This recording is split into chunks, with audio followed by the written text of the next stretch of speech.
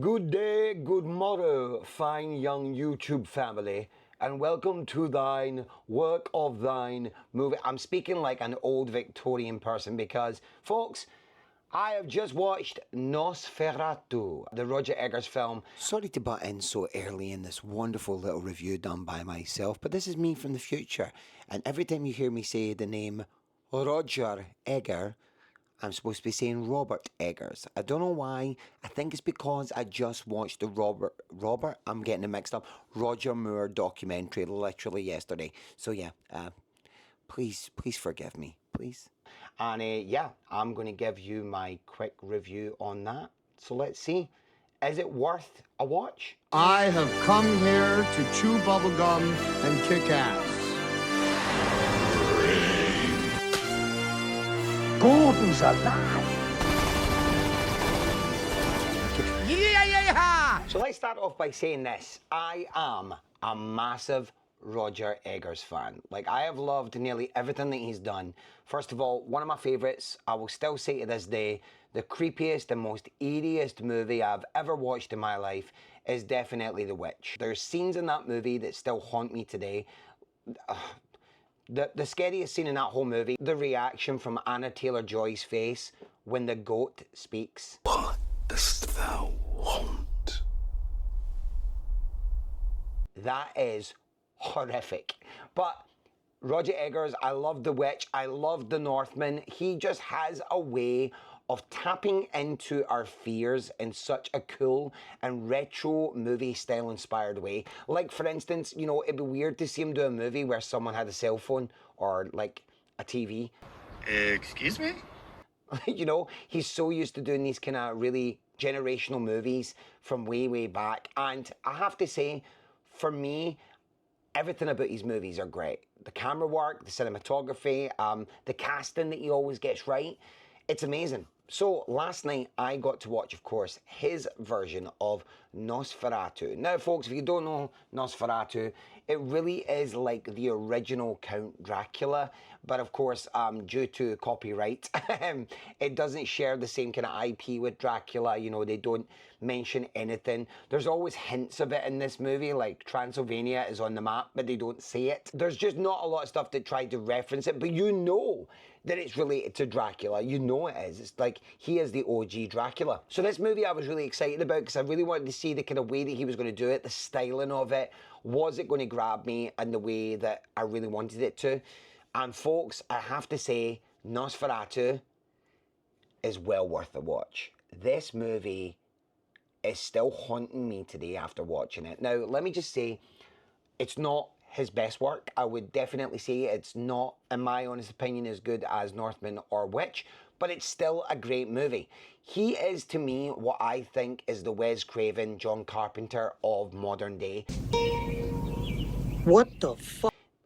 Now, I know those guys do movies that are kind of like, you know, popcorn flick horror movies, but Roger Eggers is what we need in horror today. Him and Mike Flanagan, for me, are like an Ari Aster, you know, from Midsommar and Hereditary. These are the guys that I really enjoy when it comes to horror today. But what this movie does is it really grabs you in the feels from the word go. The cinematography in this film is absolutely breathtaking. The camera panning shots, the darks. When we say it's dark or it's black on screen, it is genuinely inky black. You cannot see a thing. It is so eerie. And there are so many great shots in this movie. Close-up shots of Lily Rose Depp.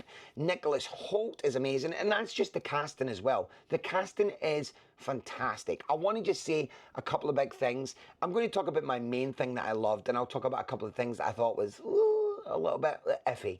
But any movie that has Ralph Ineson in it, that was really hard to say, Ralph Ineson in it, I think he's one of the most underrated actors in the world. I remember him from back in the day as Finchy from The Office. Kisses for a quid? What do I get for a tenner? Oh no. Squeal, pigget, squeal.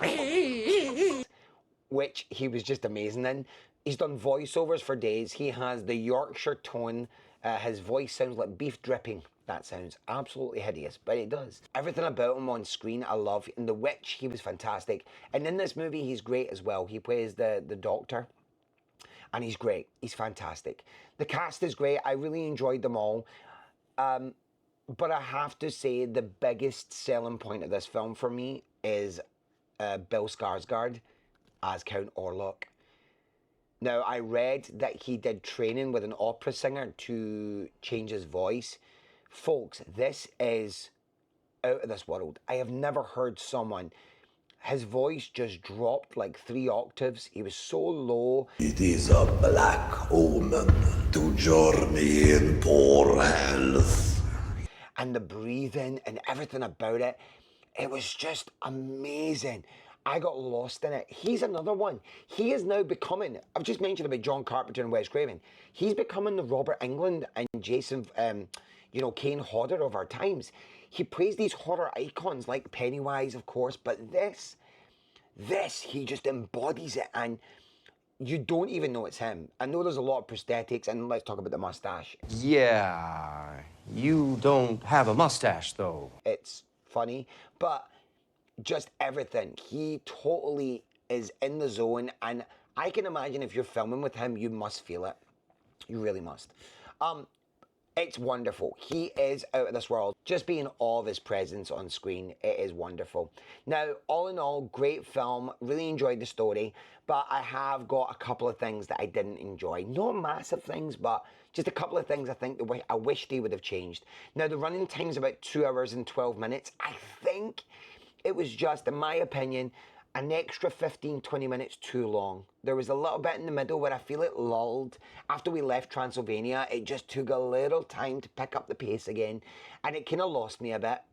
Number 2, the acting's great in this film, but there is some hamminess going on. Some very big hamminess.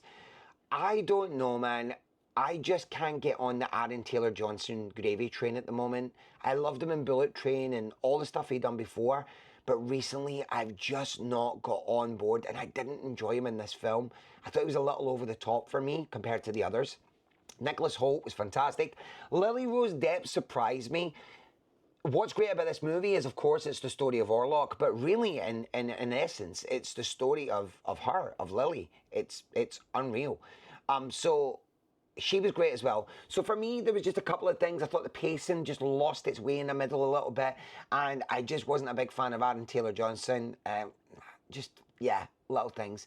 But other than that, it's a solid movie. It really is. Roger Eggers, I absolutely adore. So folks, listen, if you're thinking about going to see Nosferatu, get it watched. It's coming to digital and streaming platforms over the next couple of days. And honestly, when you watch it, turn all the lights out. Make sure you have a good TV, like an OLED, something good, because you got to see those inky blacks to really feel it. It is amazing. So, great film, Nosferatu. Really well worth the watch. And I hope you've enjoyed this movie review. Folks, don't forget to like and subscribe. And I'll be back with more videos on the Kill Tip Movie channel. Peace!